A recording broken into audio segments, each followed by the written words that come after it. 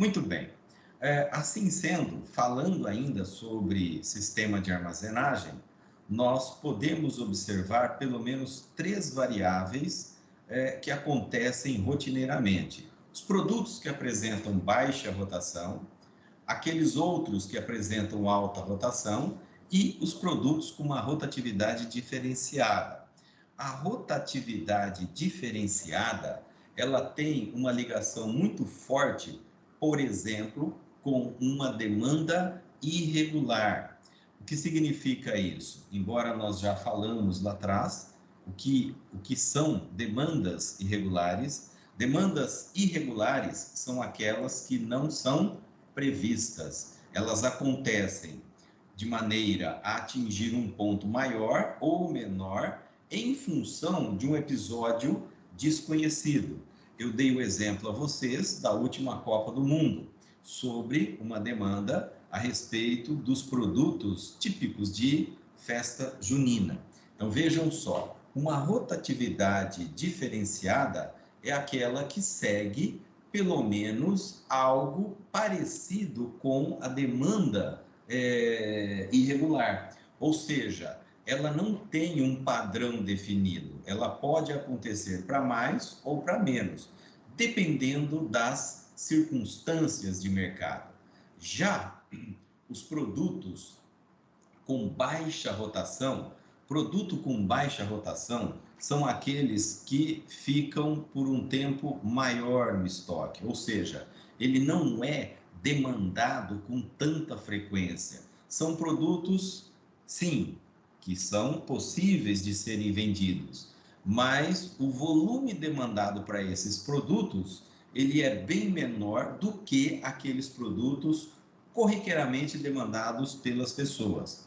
Ao observarmos, por exemplo, um supermercado, os produtos com baixa rotação, eles ocupam espaços menos privilegiados dentro do supermercado, ou seja, são espaços mais distantes, são espaços menos estratégicos, visto que estes produtos, eles não apresentam um alto nível de atratividade, ou seja, eles são procurados esporadicamente. Dentro de um armazém, ou dentro de um supermercado, por exemplo, observe aquela seção onde tem várias coisas juntas e são de atividades diferentes. Pneu de carro, óleo para carro, ração para cachorro, flores, alguns itens em forma de utensílios que não são demandados com frequência.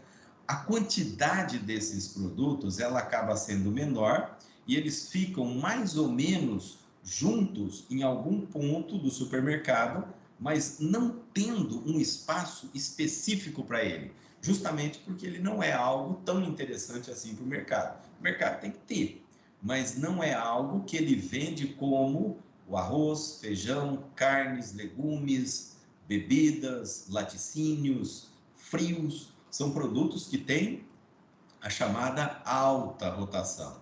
Então, no caso aqui de produtos que têm baixa rotação, os armazéns, os pontos de armazenamento, normalmente eles são largos e profundos, ou seja, o perfil de armazenagem, ele se torna já um pouco mais diferenciado, devido que o manuseio não acontece com frequência. O empilhamento pode ser alto, por quê? Porque não vai ser movimentado o tempo todo. E os corredores também podem ser estreitos, de maneira que caiba, por exemplo, uma empilhadeira, se for o caso, ou uma frequência baixa de pessoas circulando por esses corredores. Já os produtos de alta rotação são aqueles produtos que não ficam muito tempo no estoque. Há uma necessidade muito grande de manuseio desses produtos. Há uma necessidade muito grande de reposição desses produtos nas gôndolas que estão à disposição dos consumidores. Então, eles são colocados em locais de armazenagem de baixa altura e pouco profundo, de maneira que estes produtos estejam sempre na linha dos olhos das pessoas e, ao mesmo tempo, facilite para o consumidor alcançá-los com as mãos, não necessitando de nenhum tipo de equipamento para acessá-los. Esse produto, né, ele vai fluir por um caminho curto entre os pontos de recepção e expedição. Observem vocês que estes produtos de alta rotação, eles ficam em gôndolas privilegiadas. Logo que o cliente entra no supermercado, ele dá de cara com esses produtos, com essas gôndolas. E, ocasionalmente, essas gôndolas estão próximas ao caixa. Isso é uma condição estratégica, visto que são os produtos mais procurados, mais demandados. A alta rotatividade que estes produtos provocam no ambiente dessa empresa, desse supermercado. Com relação à localização de depósitos, a localização ela deve seguir preceitos estratégicos. Não dá para fazermos a localização de qualquer maneira, sem que tenhamos informações estratégicas a respeito do produto, do perfil do cliente, da concorrência, da própria condição do arranjo físico daquela localidade e, de outra maneira, observando também a questão legal do município. A questão legal diz respeito à legislação local, à legislação municipal, que pode versar sobre permissão ou proibição de determinadas atividades em determinadas regiões da cidade. Então, antes mesmo de alugar um prédio ou resolver construir um prédio para atividade comercial, seja ela qual for, há uma recomendação muito importante para que seja visto, analisado a questão da legislação local. Um outro ponto está relacionado com o comportamento da comunidade em relação ao depósito. Depósito que pode oferecer ruído, odor, ou um fluxo grande de veículos, ou poeira, algo que cause incômodo, inquietação aos moradores daquela região. Isso pode fazer com que a municipalidade ela esteja sendo movimentada no sentido de fazer com que esse empreendimento saia desse local. Um exemplo da atitude da comunidade, eu não vou citar a cidade, porque de repente vocês identificam a empresa, mas recentemente que eu digo, tem pelo menos uns 10 anos, numa cidade aqui da região, uma empresa que trabalha com beneficiamento de amendoim. O beneficiamento de amendoim em empresas que não têm tecnologia desenvolvida, ele acontece por meio de uma forma um tanto quanto rudimentar.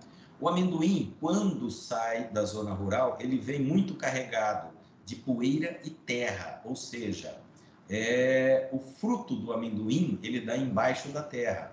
A vagem do amendoim, ela fica embaixo da terra e quando colhido, essa terra e essa poeira vem junto com ele. Ao ser beneficiado, empresas que têm baixa tecnologia de beneficiamento do amendoim, elas lançam esta poeira na atmosfera. E ao lançar essa poeira na atmosfera, em algum momento ela desce. E ela desce sobre os telhados, os terrenos, entram dentro das casas e provocam problemas de empoeiramento, além de problemas de alergia, problemas de saúde. A queixa, o incômodo foi tão grande, principalmente com relação à saúde das pessoas, que a CETESB deu um prazo para essa empresa sair. A empresa não saiu e, em pouco tempo, a CETESB conseguiu interditar aquele negócio. Ou seja, este é um caso típico de atitude, de comportamento da comunidade com relação a algum tipo de negócio que esteja trazendo algo inconveniente para aquela localidade. Outra questão é a disponibilidade de acesso a serviços de transporte, principalmente transporte de trabalhadores. Como estes trabalhadores vão acessar estes locais de trabalho. O serviço de transporte também para o recebimento e a saída de mercadorias. Existe a possibilidade de aumento, de expansão? O espaço é limitado? Quando se trata de uma empresa que depende muito de extensão de espaço, ou seja, ela precisa de uma área generosa, normalmente ela não fica na região mais adensada da cidade, no centro. Ela vai procurar uma região que seja menos populosa e ainda tenha um fluxo de veículos que canalize diretamente para esse negócio. Observem os hipermercados aqui de Prudente, observem as lojas da Havan, onde elas se localizam, justamente por essa questão, a possibilidade de expansão, a possibilidade de uso grandioso de espaço. Se na localidade existe a mão de obra desejada, a mão de obra específica para essa atividade, com relação à segurança, risco de incêndio, de furto, de inundação e até mesmo congestionamento nas redondezas, nas imediações desta atividade empresarial. Jovens, alguma questão aqui? Tranquilo? Algo que não tenha ficado devidamente claro? Posso seguir? Tudo claro, professor. Então vamos lá. Com relação à informação, a informação foi uma das primeiras variáveis que trabalhamos logo no início das nossas aulas. A informação logística, ela é essencial, ela é fundamental para que possamos fazer controle e planejamento da nossa atividade logística. Como eu disse, e vou repetir, há algum tempo atrás, eram as empresas maiores engolindo as menores. Hoje, são as empresas mais velozes, não são as maiores, não importa agora o tamanho, importa a velocidade com que essa empresa acessa as informações que sejam a ela estratégicas para tomada de decisão, para controle, para sair na frente. A manutenção de informação logística, ela é crucial. Vejam vocês, eu dei o exemplo do queijo lá de Rondônia, que chegou até a região de Campinas. O Brasil é um grande exportador de frutas, principalmente manga. O Brasil exporta muita manga para a Europa, para os países europeus. Para que a manga chegue do outro lado do oceano, em condições de consumo, ela deve ter o seu ponto exato de colheita, o manejo correto, o cálculo de quanto tempo ela leva para sair da lavoura, ir para um armazém, para que ela passe por um processo de limpeza, embalagem, acortamento, refrigeração, siga para o porto, atravesse o oceano, desça no porto do outro lado do oceano, na Europa, e siga para os distribuidores. E ao chegar nos distribuidores, claro, ela já deve apresentar o seu ponto ideal de consumo. Nós precisamos ter informações de toda essa trajetória logística e principalmente das condições dessa fruta. Em que momento ela amadurece, em que ponto do amadurecimento dessa fruta ela deve ser colhida do pé de manga, para que todos esses processos eles estejam devidamente coordenados, controlados, de forma que, ao final, ao chegar até o consumidor final, a manga esteja em perfeitas condições de consumo, que ela atenda aos pré-requisitos de doçura, de textura, de cheiro, de sabor. Claro, a manga vai ter que estar madura. Para isso, então, a questão da informação é fundamental. E eu citei um exemplo aqui, a informação a respeito do comportamento do consumidor, se os nossos produtos estão caminhando para uma linha de ascensão, de estabilidade ou de diminuição, o que pode estar acontecendo com esse produto? Temos um concorrente novo? Temos um substituto próximo? O nosso produto está ficando mais caro que a concorrência? O nosso produto começou a ficar obsoleto? Já existe alguma coisa melhor no mercado? Eu vou buscar essas informações para que eu possa, então, trabalhar o meu planejamento e, claro, agir de maneira estratégica. Com relação à distribuição física, nós podemos trabalhar com essas atividades básicas, né, que constitui como sendo a entrega direta a partir dos estoques, ou pelos vendedores, ou os sistemas de depósitos.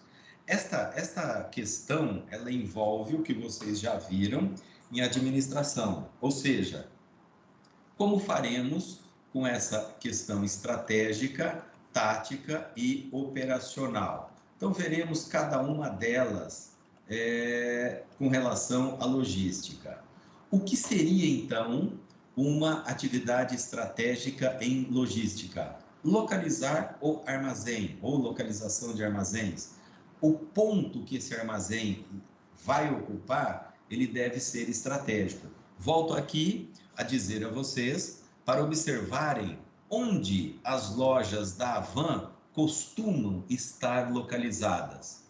Vocês se lembram? Aqui de Prudente, ela está localizada de que maneira? No centro da cidade, na periferia, em zonas adensadas. Onde ela está? Perfeito, aqui ó, o Zé Lucas já respondeu. Acesso fácil à rodovia. A própria fachada da empresa, de frente para a rodovia, já faz o marketing dela, ou seja, aquela fachada, ela é sempre da mesma forma, ou muito parecida, de maneira que os consumidores consigam identificá-la com facilidade, né? Eu também vi uma, Mariane, no centro da cidade, em Araçatuba.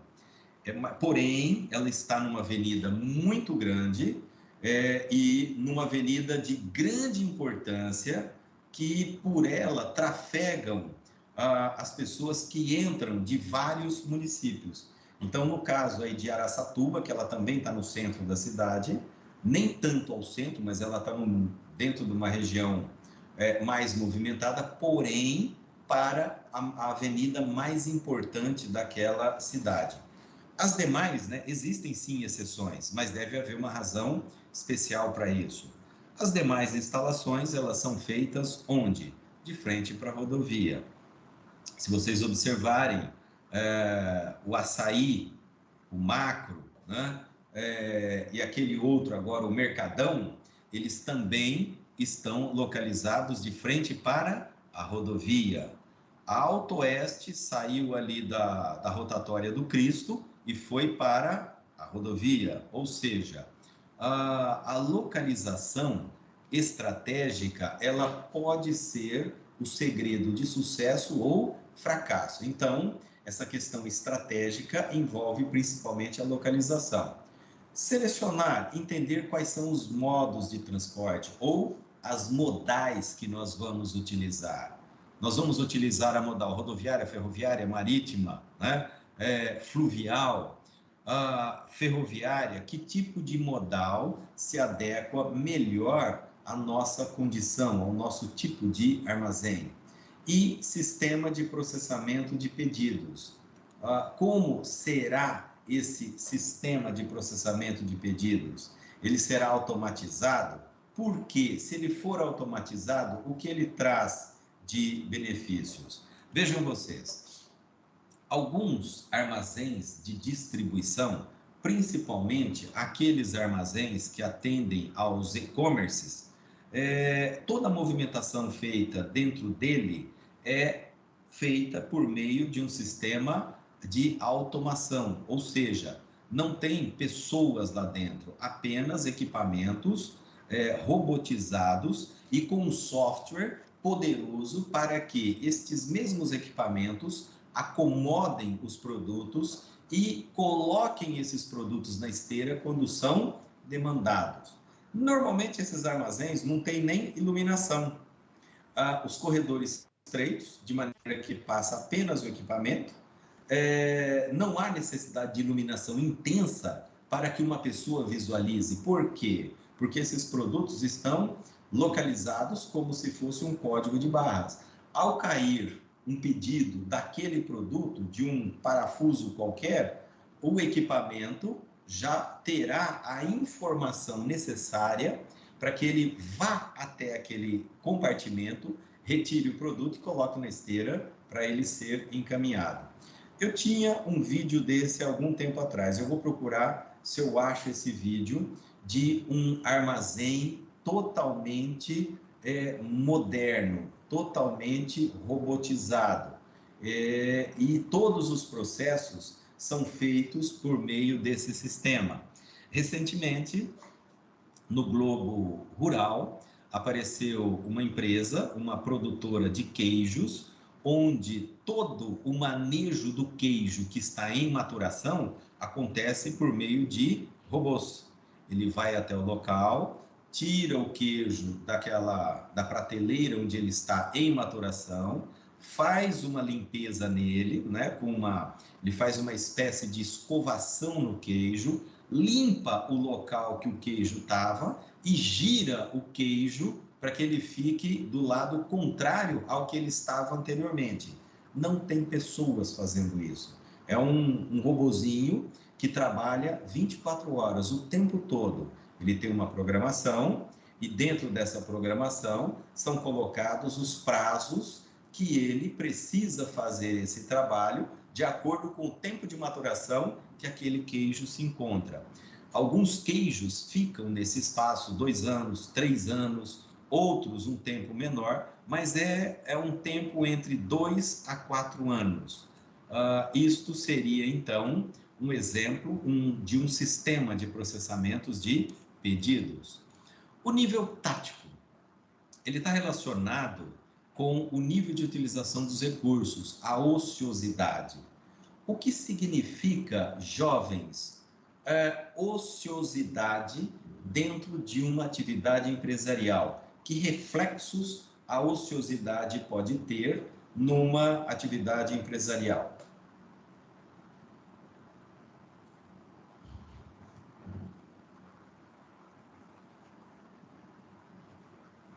A ociosidade traz prejuízo.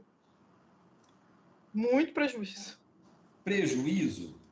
Aquele negócio de que tempo é dinheiro, né? Então tem que aproveitar o tempo da empresa, seria isso? Isso, perfeito. A ociosidade, ela representa custo?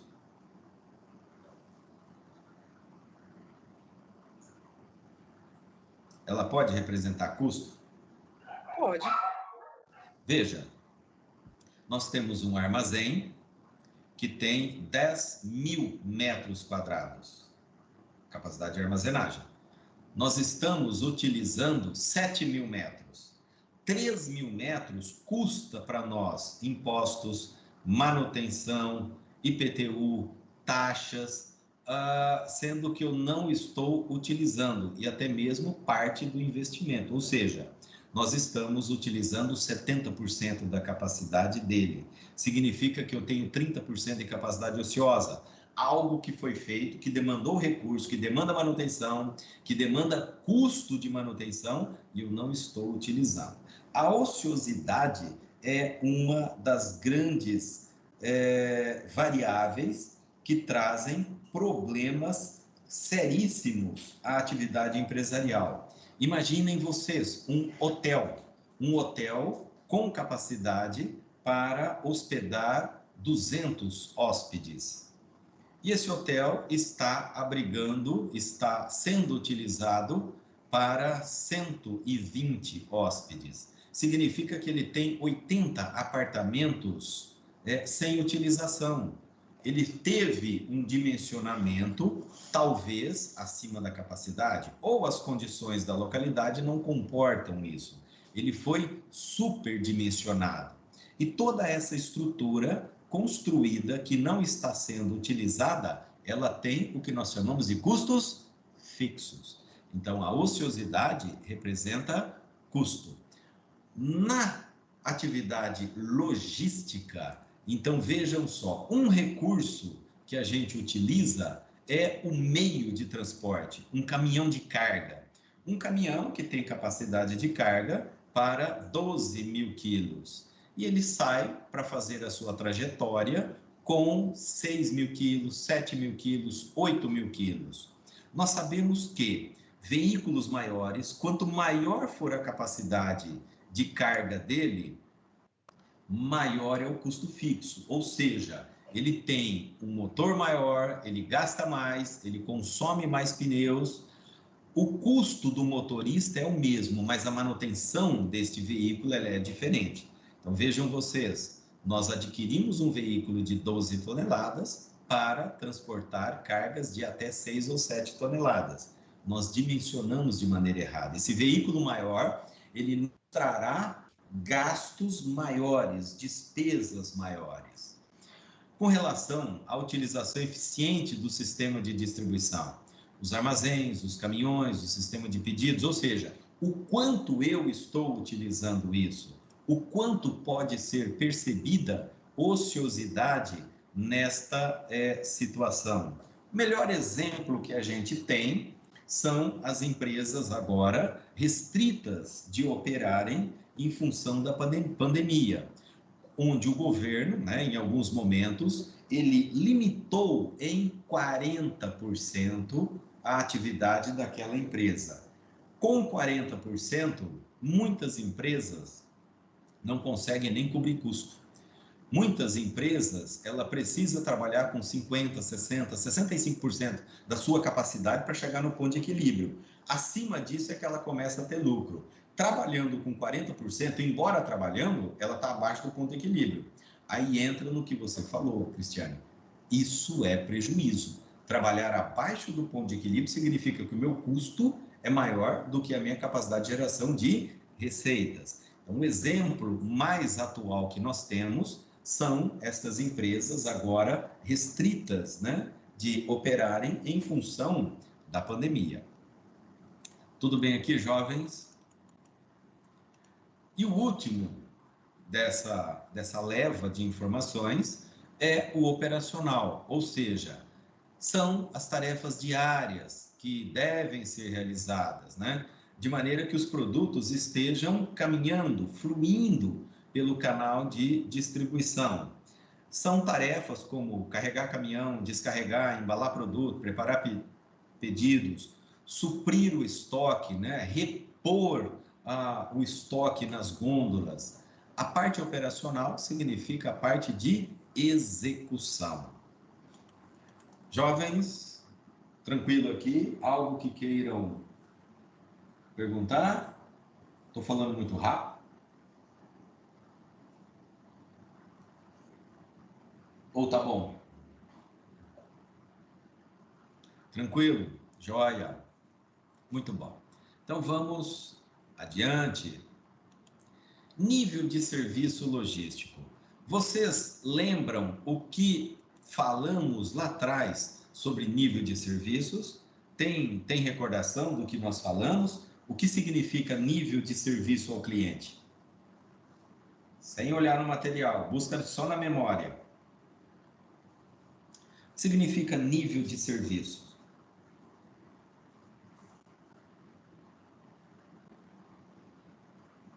Vai ganhar uma caixa de bis, quem responder corretamente, sem pesquisar na net.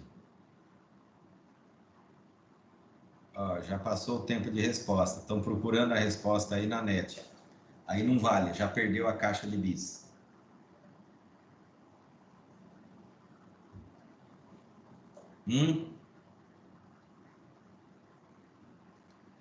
Nível de serviço, jovens, significa satisfazer o cliente, o quanto o nosso cliente está satisfeito. Ou seja, ao entrarmos em uma pizzaria, nós esperamos degustar da melhor pizza, ou seja, eu espero que esta pizza atenda às minhas expectativas de consumo. Nível de serviço significa, então, que as minhas expectativas de consumo estão sendo atendidas por este produto. E eu ainda também vou colocar nesta satisfação, nesse nível de serviço, o preço. Ou seja, ao degustar aquela pizza, entender que ela atendeu ao meu padrão de consumo, eu estou satisfeito em pagar pelo preço que está sendo cobrado. Nível de serviço significa, então, satisfazer, ou pelo menos buscar satisfazer na plenitude os nossos clientes. Isso é nível de serviço. No caso aqui, o nível de serviço logístico, ele tem a função de medir a qualidade que o fluxo de bens e serviços é gerenciado. E nós podemos medir isso, por exemplo, pelo tempo. O tempo de entrega, o tempo que eu levei para fazer o pedido e o tempo que esse pedido chegou até a minha casa. Hoje é muito comum, né? A maioria das pessoas estão utilizando compras pela net, fazendo uso muito intenso disso. Ao fazer a compra de um produto, você consegue ainda rastreá-lo, entender quanto tempo este produto vai levar para chegar na sua casa. Quando o vendedor coloca a informação de que esse produto chegará em até 5 dias, significa que você pode esperar até 5 dias. Ou seja, esse produto poderá ser entregue a você no 5º dia. Mas e se esse produto chega com 2 dias? Ele lhe causou uma sensação melhor do que aquela ao receber o produto em 5 dias? Naturalmente que sim. Ou seja, a empresa prometeu entregar em 5 dias, mas com 2 dias estava na minha casa. Eu vou fazer um bom juízo de valor dessa empresa. Eu vou entender que ela está levando muito a sério essa questão de satisfação. O tempo é fundamental nisso. Lote mínimo. Qual o volume de produtos, de carga, de valor que eu estou disposto a fazer o deslocamento, a fazer a entrega, a partir de quantas unidades ou a partir de qual valor de compra? Muitos produtos não são fornecidos justamente porque não atingem o valor mínimo ou ainda a quantidade mínima requerida. Significa que não vai vender? Vai, só que o tempo de chegada vai ser maior. A partir do momento que você compra as quantidades que aquela empresa deseja vender por meio do lote mínimo, esse tempo de chegada passa a ser menor. Itens que estão faltando, ou seja, quando eu recebo um carregamento e neste carregamento eu confiro o que chegou com o meu pedido e percebo que está faltando 10% do que eu pedi. Isso significa o quê? Que a empresa não tem para entregar ou ainda que essa empresa não tem processos de controle de qualidade devidamente alinhados. Isso pode me colocar em dúvida sobre a minha continuidade ou não com esse parceiro comercial. Proporção de bens que chegam em boas condições. Produtos que não sofreram avarias, ou seja, a embalagem está intacta, o produto está intacto. Ele fez toda a sua trajetória do ponto de origem ao ponto de chegada e chegou em perfeitas condições.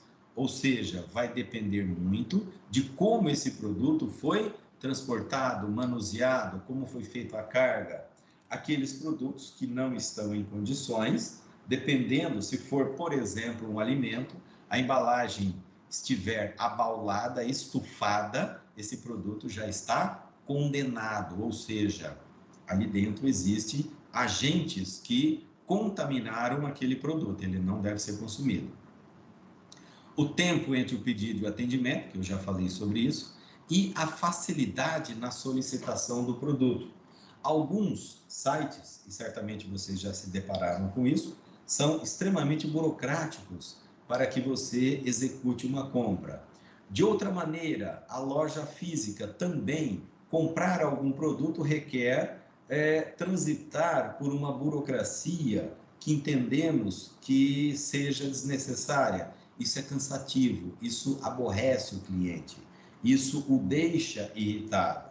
nós precisamos sim garantir que todas as etapas do nosso processo de venda estejam sendo cumpridas no sentido de nos dar a devida segurança sobre a entrega do produto, o recebimento, as condições que ele está sendo levado e tudo mais. No entanto, excesso de processos vai provocar algum tipo de descontentamento no nosso cliente, no nosso consumidor. Aqui eu estou dando um exemplo sobre política de serviços. Jovens, o que significa política? No nosso caso aqui, nós estamos falando de gestão. Não é política partidária. O que significa uma política?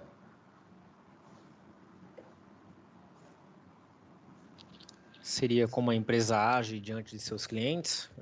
Por exemplo, a política de trocas dentro de uma empresa, nesse sistema logístico?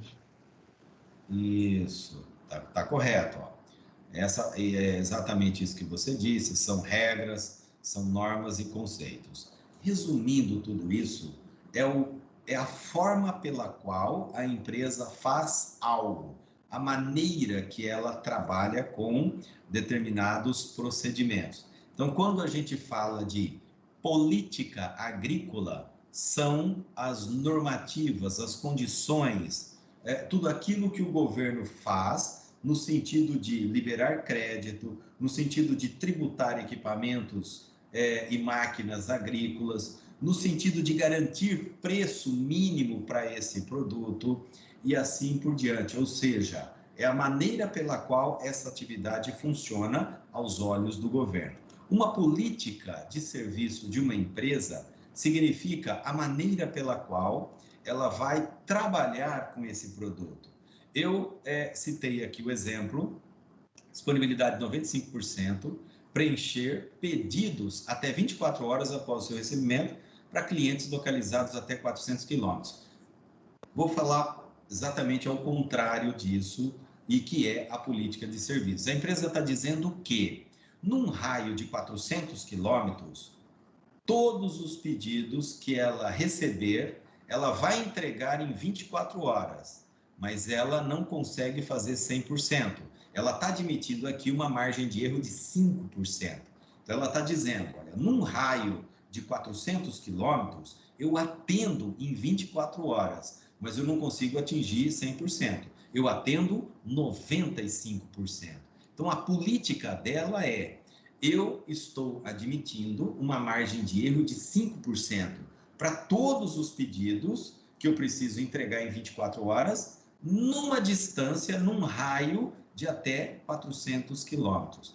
Obviamente que essa empresa vai procurar aumentar essa disponibilidade de 95 para 97, para 98. A pretensão dela, obviamente, é chegar aos 100%. Então, a política dela qual é? Eu não levo mais do que 24 horas para fazer uma entrega em 400 quilômetros. Essa é a política dela. Caiu aqui o pedido, eu faço chegar até você em 24 horas. Por enquanto, ela ainda tem essa margem de erro, que pode ser algum problema de processo, algum problema de rota, algum problema de veículo, de modal adequado, pode ser... essa problemática ela pode vir de diversos locais. O que a empresa faz, então? Ela monitora e entende onde está o gargalo, o que ela precisa resolver para que essa entrega aconteça em 24 horas, para que ela não tenha uma margem de erro de 5%. O objetivo dela é reduzir 5%. Então, aqui ela estabeleceu que a política de serviços dela é atender a esses clientes de 24 horas num raio de 400 quilômetros. Tá claro, jovens? Tranquilo, né? Tudo bem? Então, vamos lá. No vídeo anterior, foi falado para vocês sobre Transit Point e Cross-Docking. Eu vou hoje, externar mais sobre esse assunto, principalmente sobre esses dois modelos que são os mais utilizados. Eles são comumente utilizados. A gente encontra esse tipo de estrutura de apoio à distribuição com muita frequência. Então, isso nós chamamos de distribuição direta, por meio do transit point ou o cross-docking, e a distribuição escalonada, por meio de armazéns ou centros de distribuição. Então, vamos entender o que é uma estrutura de cross-docking. A imagem, ela já revela a vocês o significado de cross-docking. Cross-docking significam carregamentos maiores chegando a um determinado ponto, a um determinado armazém. Esses produtos, eles serão direcionados para as devidas seções. Imagine que a carreta A não esteja carregada de apenas um produto, ela traz ali 10 produtos diferentes. Quando esses produtos estiverem sendo descarregados, cada um deles vai ocupar um espaço diferente nesse armazém. A carreta B trouxe um único produto, ele vai para um determinado espaço, é aquele produto que ocupa aquele espaço, e assim sucessivamente. Não há necessidade que o carregamento grandioso, como vieram nesses caminhões, seja exclusivo de um produto. Não, essa carga ela pode conter múltiplos produtos. Eles serão, então, organizados dentro deste armazém, por seções, por algum critério de controle desses produtos. A partir daí, esses produtos seguirão em veículos de transporte menores e cada um desses veículos vai utilizar uma rota, uma trajetória. Então, vamos imaginar o seguinte: digamos que a política desta empresa de logística, seja a rota de entrega de geladeiras acontece na terça-feira. O caminhão chegou no sábado, o carregamento.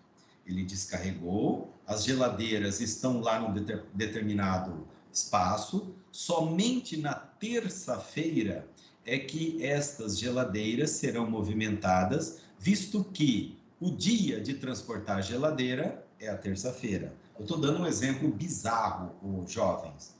Pode não ser dessa maneira.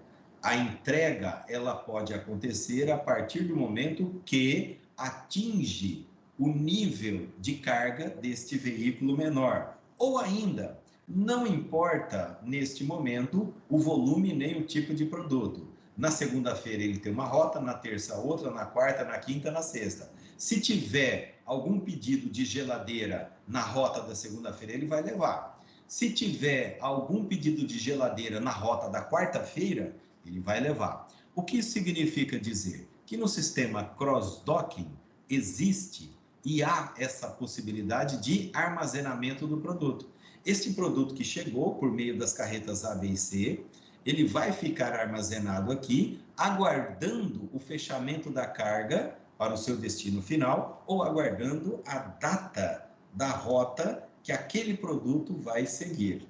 Deu para entender aqui, jovens, o que é cross-docking? Cross-docking é um sistema de armazenamento, fracionam-se essas cargas, dividimos o depósito em seção e depois ele vai sair para ser entregue por algum critério de distribuição. Tranquilo? Alguém não entendeu?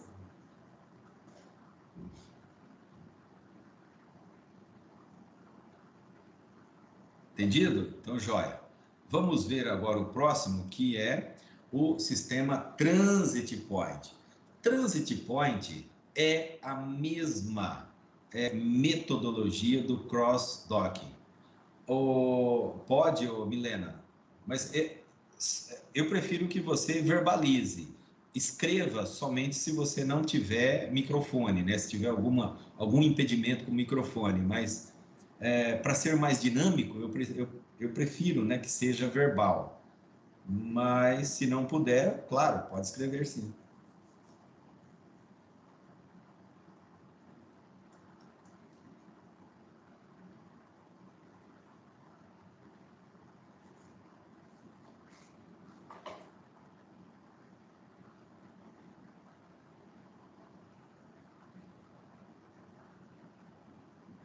Um minuto, jovens, que eu estou aguardando aqui a pergunta da Milena e que certamente, antes mesmo de falar do Transit Point, eu creio que ela tem alguma dúvida sobre o cross-docking.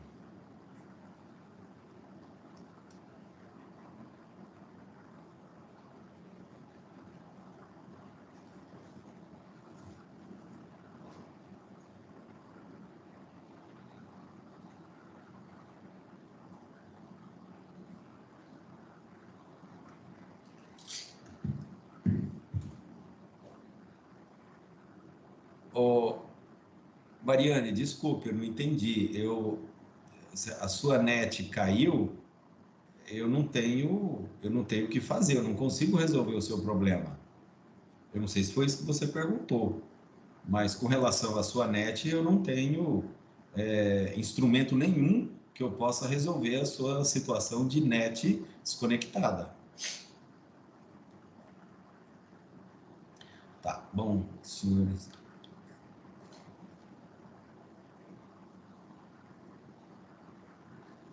Não, por enquanto não tem atividade não, Mariane. Fica tranquila.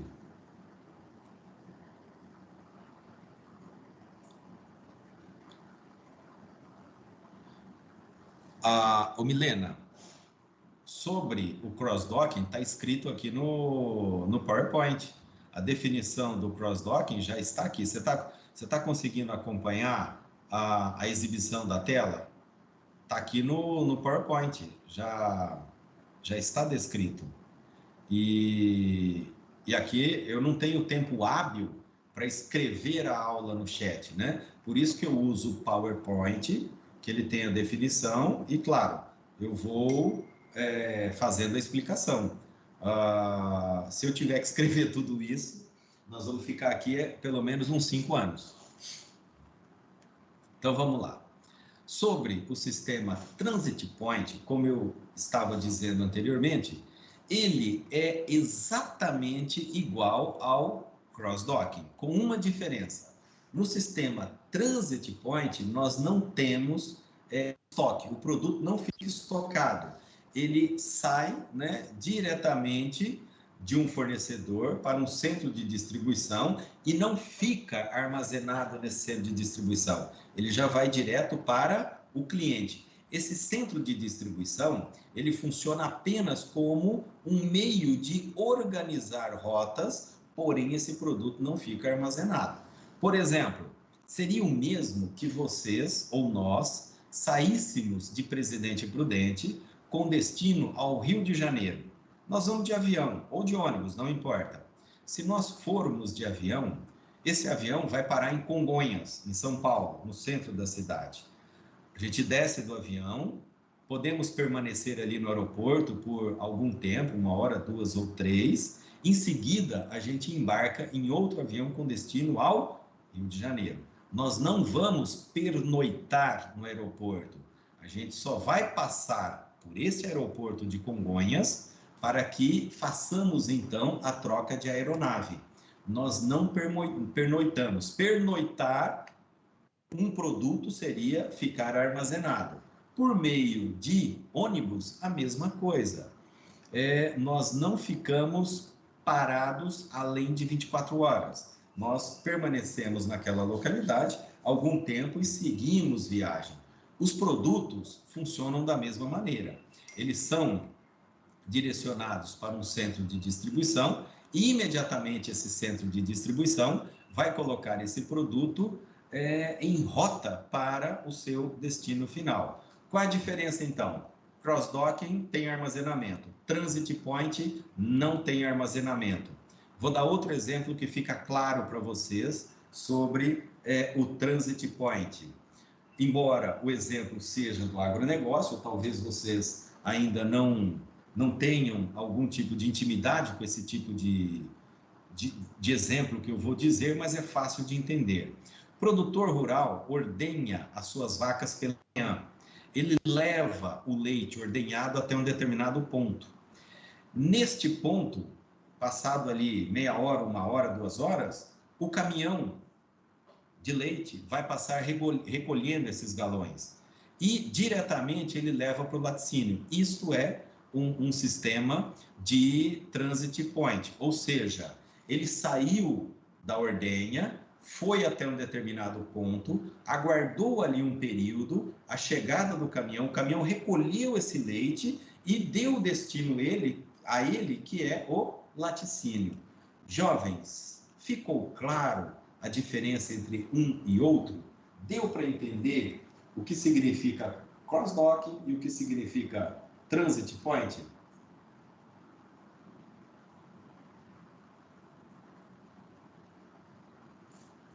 Tá claro, jovens?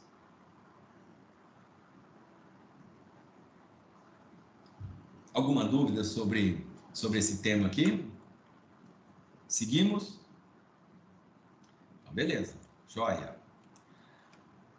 Coloquei para vocês um resumo sobre a definição de logística, né? Aqui, o que nós pretendemos que vocês entendam, vejam só, toda logística gira em torno do produto. Logo, deve-se estabelecer diferentes estratégias de acordo com o tipo de produto. Então, vejam só, a forma que será distribuído esse produto vai depender dele mesmo, de qual produto nós estamos falando. Por exemplo, o Brasil é um grande produtor e exportador de carne bovina. A carne bovina consumida no país, aqui dentro do Brasil, ela é resfriada. A carne que vai para fora, que segue por navios para fora do Brasil e que tem vários destinos, ela não é resfriada, ela segue congelada. Então vejam só, é o mesmo produto, embora para dentro do país ele segue no modelo, ou seja, resfriado, e para fora do país ela vai congelada. Então, dependendo do destino para o exterior congela, destino dentro do país apenas resfriada. Ou seja, a maneira, né, a estratégia de distribuição faz com que este produto carne seja congelado ou seja resfriado. Transportar peixe requer uma estrutura bastante interessante. Os peixes não dos criatórios, né, principalmente peixe de água doce, eles não saem abatidos do açude, eles saem vivos. Ele só é abatido no frigorífico, então ele tem que ser transportado como? Dentro de um recipiente com água e oxigênio. Ele precisa chegar vivo ao local do abate, que é o frigorífico, como acontece com os bois. Os bois não são abatidos na fazenda, eles seguem em caminhões, boiadeiros, vivos. Somente no frigorífico ele é abatido. E do frigorífico para o mercado, se for em mercado interno resfriada a carne, se for mercado externo, a carne congelada. Jovens, deu para entender então que a maneira de se fazer logística depende exclusivamente do tipo de produto que nós precisamos movimentar? Então não adianta nós pensarmos primeiro na logística, não, a gente tem que pensar no produto primeiro. O que é esse produto? Quais são as suas singularidades? Para onde ele será destinado? Aí sim, a partir dessas informações do produto, a gente começa a pensar então em modelos modais. Muito bem. Os produtos também são classificados, para facilitar o nosso entendimento, em bens de consumo e bens industriais. Os bens de consumo, classificamos eles em 3 momentos: bens de conveniência, bens de comparação e bens de uso especial. Eu já vou falar de todos eles aqui mais um pouquinho adiante. Os bens industriais são todos aqueles utilizados para produzir outros bens. Por exemplo, um trator. O trator é um bem industrial que será utilizado por uma outra pessoa ou por uma empresa para produzir grãos, para produzir carne, para produzir cereais, sei lá, frutas, legumes. Então, é um bem industrial destinado a produzir alguma coisa. Um torno mecânico. Ele sai de uma unidade que o produziu e vai para alguma oficina para fazer outras coisas, produzir outros produtos. Isso é constituído como sendo um bem industrial. No caso agora, né, os bens de conveniência são aqueles de baixo valor, ou seja, são aqueles comprados com frequência, ou são aqueles de uso comum pela maior parte da população. Estou citando aqui exemplos como sabonáceos, tabaco, produtos alimentícios, iogurte, arroz, feijão, pão, tudo isso são bens de conveniência, são bens onde a maior parte da população compra rotineiramente. Estes produtos, ele tem uma característica, eles exigem ampla distribuição por meio de muitos pontos de vendas, ou seja, se nós estamos falando de produtos alimentícios, nós temos aqui em Prudente ou no Brasil uma quantidade razoável para que possamos comprar esses produtos. Tem supermercado, tem hipermercado, tem mercadinho, tem venda pela internet, ou seja, existe uma forma de distribuição muito grande, muito ampla, típica para este perfil de produto. Estes produtos, eles têm custo de distribuição elevado.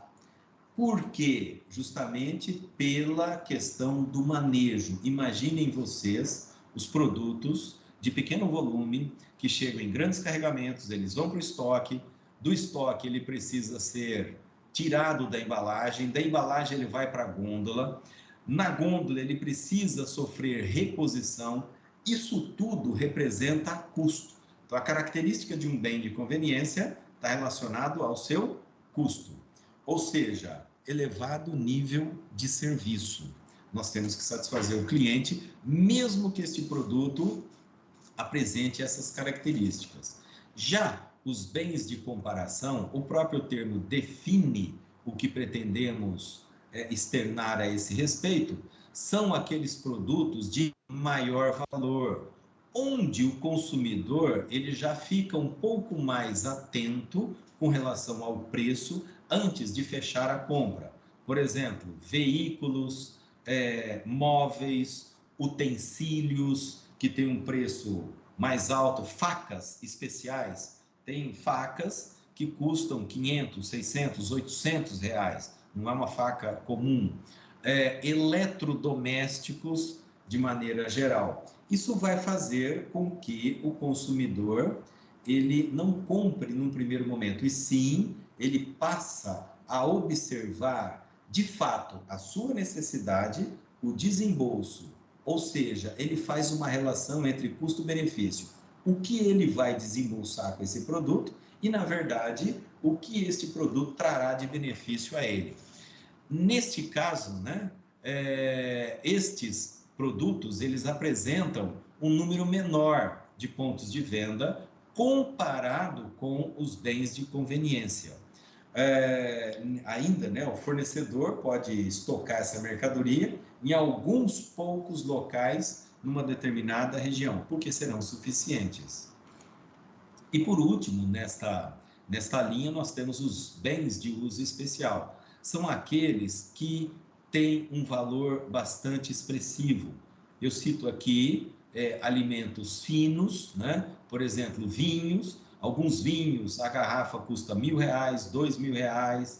Alguns carros que custam milhões de reais, né? 1,5 milhão, 2, 3, 4 milhões de reais. Tem um modelo que eu vi recentemente, nem me lembro o nome, custa 5 milhões de reais, né? Algo fora do nosso contexto de imaginação.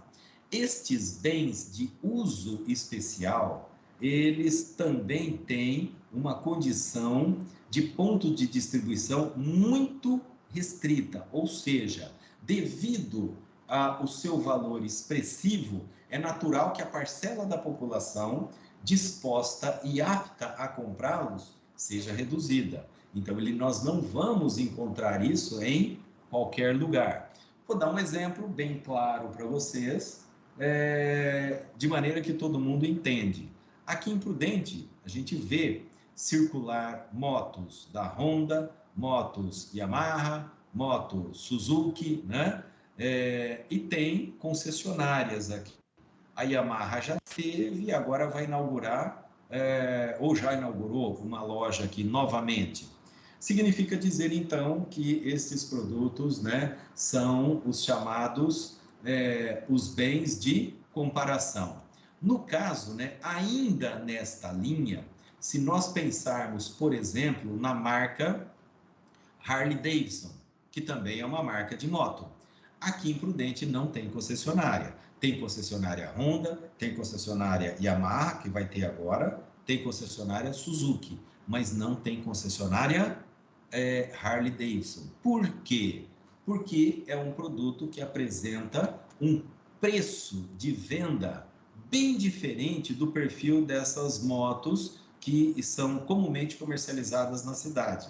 Se eu não me engano, hoje a moto mais barata da Harley Davidson, nova, ela gira em torno de 70 a 75 mil reais. E a mais cara, pouco mais de 200 mil reais. Então vejam, é um tipo de produto especial. E assim sendo, nós temos uma quantidade reduzida de pessoas que estariam dispostas a desembolsar entre 70 e 200 mil reais numa moto. Jovens, deu para entender? Tá claro aqui para vocês? Alguma pergunta? Tudo bem aqui?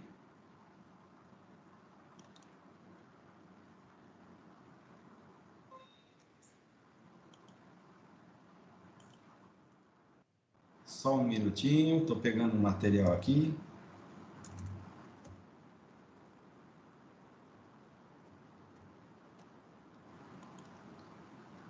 Um minuto, por favor.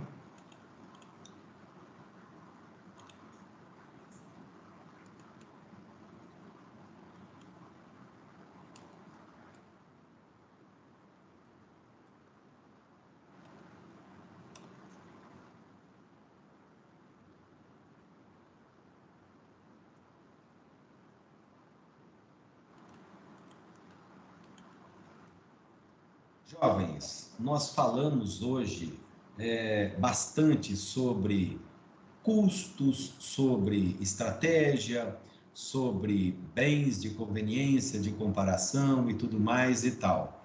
Eu localizei um pequeno vídeo aqui, é rapidinho, de 8 minutos, 9 no máximo, talvez, para fecharmos esse assunto aqui. É uma segunda fala para que tenhamos um entendimento melhor a respeito do que falamos na aula de hoje e parte da aula da semana anterior.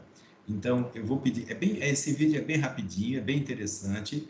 Vocês já conhecem esse autor aqui, então não vai ser difícil nós entendermos a fala dele, né? Eu já exibi outros vídeos desse mesmo autor. Então, eu peço gentilmente que vocês, por gentileza, acessem esse vídeo para a gente encerrar essa parte da aula de hoje. Ok?